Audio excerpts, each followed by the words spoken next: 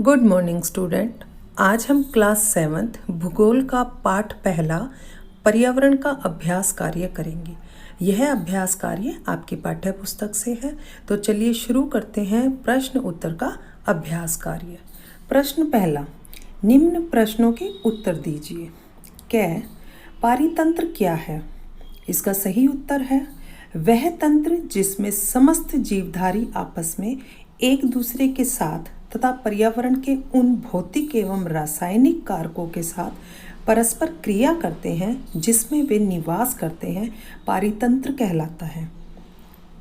ये सब ऊर्जा और पर्यावरण के स्थानांतरण द्वारा संबंध है।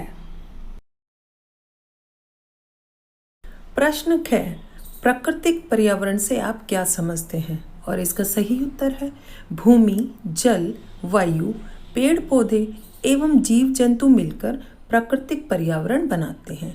दूसरे शब्दों में पृथ्वी पर उपस्थित उन समस्त जैविक और अजैविक तत्वों का योग प्राकृतिक पर्यावरण कहलाता है। प्रश्न ग, पर्यावरण के प्रमुख घटक कौन कौन से हैं? और इसका सही उत्तर है पर्यावरण के प्रमुख मानव घटक, व्यक्ति, परिवार, समुदाय, धर्म। प्राकृतिक घटक खनिज, भूमि, पेड़ पौधे, पशु पक्षी, जल, वायु आदि। मानव निर्मित घटक यातायात के साधन, संचार के साधन, उद्योग, पार्क आदि। प्रश्न ग, मानव निर्मित पर्यावरण के 4 उदाहरण दीजिए। और इसका सही उत्तर है मानव निर्मित पर्यावरण के 4 उदाहरण हैं यातायात के साधन, संचार के साधन, उद्योग, पार्क आदि। प्रश्न 6, स्थलमंडल क्या है? और इसका सही उत्तर है पृथ्वी की ठोस परपटी या कठोर ऊपरी परत को स्थलमंडल कहते हैं। यह चट्टानों एवं खनिजों से बना होता है एवं मिट्टी की पतली परत से ढका होता है। यह पहाड़, पठार, मैदान, घाटी आदि जैसी विभिन्न स्थल आकृतियों वाला विषम धरातल है। ये स्थलाकृतियाँ महाद्वीपों के अलावा महासागर की सतह पर भी पाई जाती हैं। स्थलमंडल वह क्षेत्र है जो हमें वन, कृषि एवं मानव बस्तियों के लिए भूमि, पशुओं को चरने के लिए घास स्थल प्रदान करता है। यह खनिज संपदा का भी एक स्रोत है बच्चों।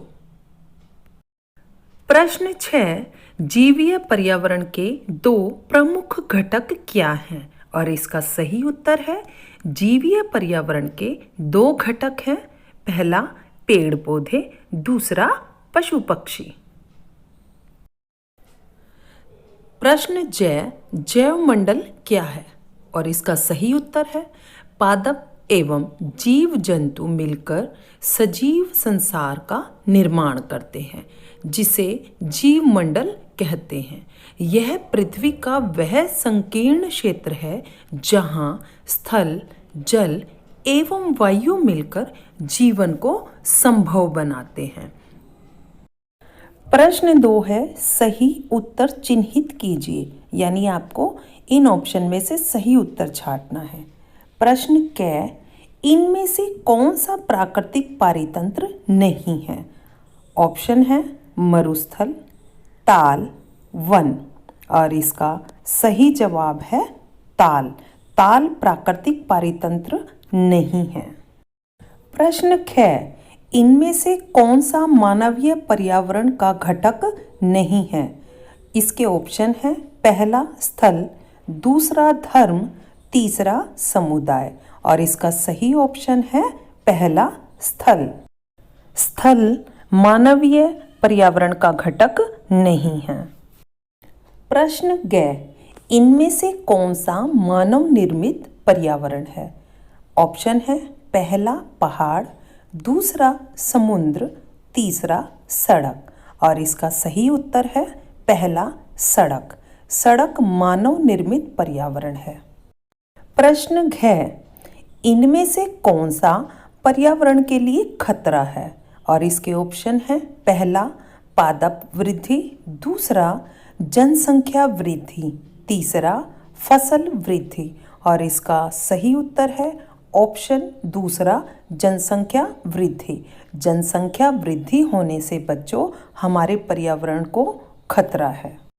प्रश्न 3, निम्नलिखित स्तंभों को मिलाकर सही जोड़े बनाइए, यानी सही मिलान कीजिए।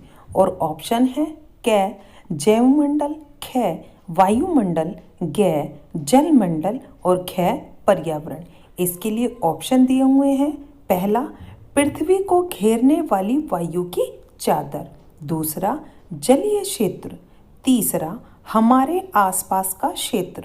और चौथा, वह संकीर्ण क्षेत्र जहाँ स्थल, जल एवं वायु पारस्परिक क्रिया करते हैं। और इसका सही मिलान है बच्चों क जैवमंडल का सही ऑप्शन फोर्थ, वह संकीर्ण क्षेत्र जहाँ स्थल, जल एवं वायु पारस्परिक क्रिया करते हैं। ख वायुमंडल का सही ऑप्शन फर्स्ट, पृथ्वी को घेरने वाली वायु की चादर। ग जलमंडल, इसका सही ऑप्शन है सेकंड, जलीय क्षेत्र। घ पर्यावरण, इसका सही ऑप्शन है तीसरा, हमारे आसपास का क्षेत्र। प्रश्न 4, कारण बताइए। क मानव अपने पर्यावरण में परिवर्तन करता है, कैसे?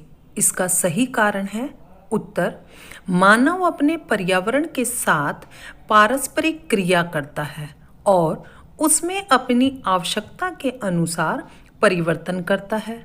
वह अपनी आवश्यकता के लिए फसल उगाता है, पशुओं को पालता है, वस्तुओं को निर्मित करने के उद्योग की स्थापना करता है, आवागमन के लिए यातायात के साधनों का निर्माण करता है, नदियों पर बांध बनाकर बाढ़ पर नियंत्रण और सिंचाई का प्रबंध करता है।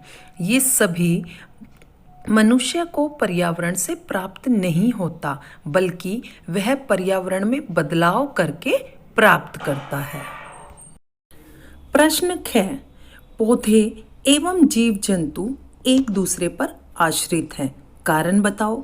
और इसका उत्तर है सभी पेड़ पौधे, जीव जंतु एवं मानव अपने आसपास के पर्यावरण पर आश्रित होते हैं। प्राय वे एक दूसरे पर भी आश्रित हैं। जीवधारियों का आपसी एवं अपने आसपास के पर्यावरण के बीच का संबंध ही पारितंत्र का निर्माण करता है। पारितंत्र मतलब इकोसिस्टम।